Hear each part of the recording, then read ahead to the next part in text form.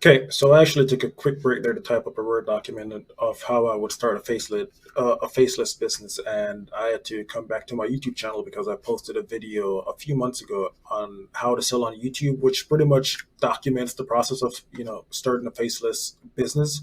And I'm just gonna hop over to that video and show you some things. So from this video, I just wrote up this quick Word document. So it's gonna start off with your customer research, and then it's gonna go into finding where they spend their time online and creating relevant content to target that group of people. So let me just hop into this spreadsheet real quick. So how would I start a faceless business? By the way, I didn't spell check this or anything. I literally just typed this up for the sake of this video.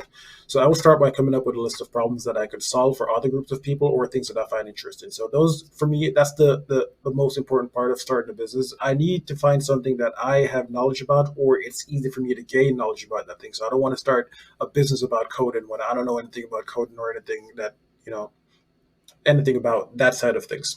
So I want to find something that I can talk about or I can learn easily. I can resonate with that. I can find their pain points and I can, provide value to these people. Why is this important? You know exactly what they're going through, so you can speak their language and target their pain points. And this is, I'm just going to use an example because I made a video about how to sell high ticket products recently where I was talking about people with back pain and stuff like that. Now, I have back pain. It would be easier for me to target an audience that suffers from back pain. I know exactly what they're going through, I know exactly what they need to get better.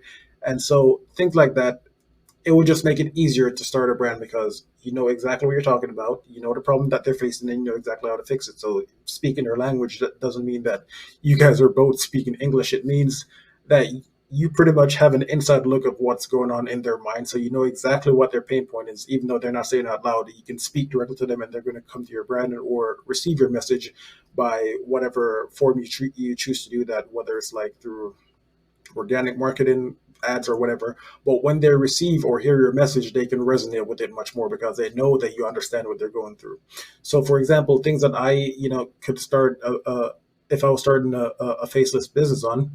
It would be coming up because these are just things that I find interesting. It could be coming up with marketing strategies for businesses, and analytics and growth plan, email marketing, influencer marketing, outreach, SEO, social media marketing, content marketing, video scripting, setting up business for YouTube channel, etc. So these are some things that I could come up with, and because I find those things interesting and I have the experience and knowledge to talk about those things, it would be easier for me to do those things.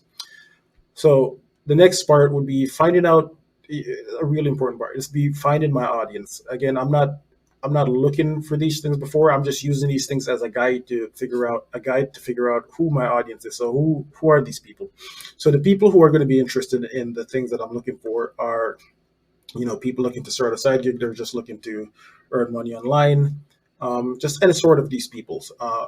And then the next important part is once you find your audience, it doesn't have to be one specific audience, but you can find different group of audience and just go through your list and see which one you most resonate with or which one's going to be more profitable for you, which one do you feel like you can put in more time and effort in and do it for longer periods of time without getting instant gratification, but you can do it for a longer period of time without getting rewarded financially and still feel comfortable doing it because those usually pay off better in the end. Okay, so where are they? This is also another important point. So once you figure out what it is that you're going to be offering eventually, and who these people are, you need to figure out where they spend their time online. So this could be Discord, Reddit, Quora, forums, YouTube, Facebook groups, Twitter, etc.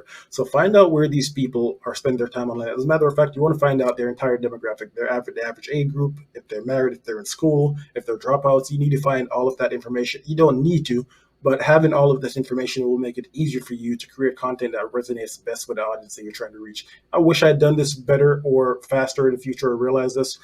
But now that I'm at this point, several years later, 3 years later with this business, but I've been doing online stuff for like 10 years now.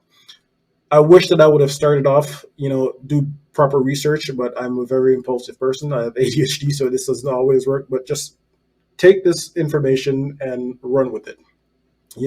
Find out exactly where they are.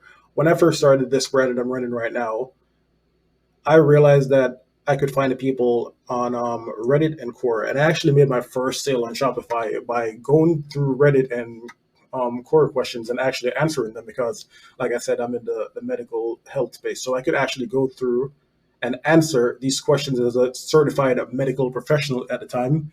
and answer these questions and tell these people exactly what's going on with their problem, how to fix it, and whatever. And then I would just leave a link to my website, and they would go over there and buy things.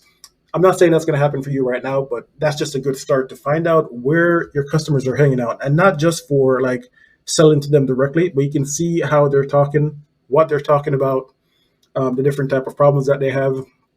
This is another good point. It's if they have problems with the current products that are being offered to their whole audience group and their segment of people. So the specific group of people you're targeting, if they have problems about things, they're going to talk about it, especially on Reddit and forums and the Facebook groups. They're going to be let it be known. And this is I love seeing my audience have these discussions, because then you get to figure out what the other brands that are selling to them. You're going to see all the problems that's wrong with their products or things that can be improved. And if you're going to be launching the same or similar product to these people who you decide to target, you can make improvements on the product that you're going to be offering them based on the problems that they say that they have with it, or they wish was the case currently. So hopefully that makes sense to you guys. And then the final stage would be to get their attention, and I would get their attention by any means necessary and build a following our audience. So if I were supposed to start over, I wouldn't just start a brand where I selected a product and made a website and then go try to find a group of audience or the people to sell to. I would find the people to sell to first and actually build the audience, and then launch products to them later. Because if you figure out all of the information about people, their target language, all their problems, what they're looking for, the problems that they're having with these current, products and services that are out there for them, and you make content that's specifically tailored to these people, they're going to watch the content. They're going to enjoy that you actually took the time to research their problem and come up with a good solution. And when you launch the products or services to them, they're going to more likely be they're more likely going to be a buyer or supporter of your brand. So this is how I would go about starting a faceless business. And I hope this was actually helpful to you. This would have been helpful to me when I was beginning. So hopefully it was for you. And let's get back to the rest of the video.